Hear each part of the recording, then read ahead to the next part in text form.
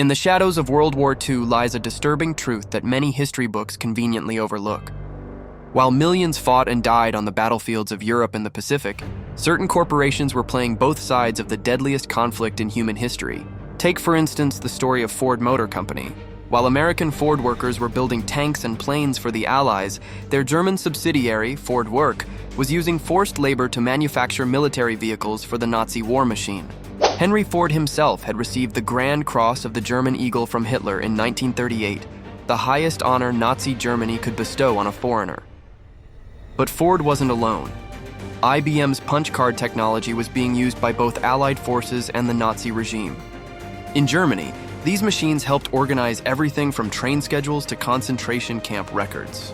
The company's German subsidiary, De Homag, provided the Third Reich with the means to conduct its census and track Jewish citizens.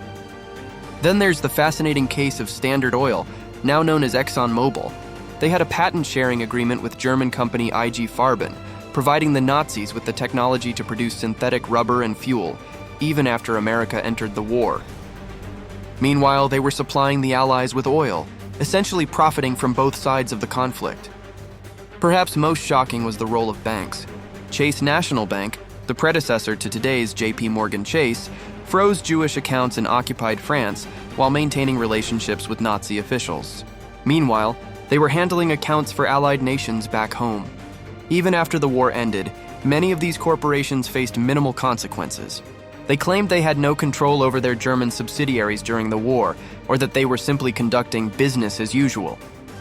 Some even received compensation for Allied bombing damage to their German facilities. This dark chapter reminds us that in times of war, profit often knows no allegiance. While soldiers fought for ideology and survival, corporate boardrooms were making decisions based on balance sheets rather than morality. It's a sobering reminder that behind every major conflict, there are those who see not tragedy, but opportunity. The next time you hear about a modern international conflict, remember this history. Ask yourself, who's profiting from both sides? Because as history has shown us, war isn't always about good versus evil. Sometimes it's about who's making money from everyone.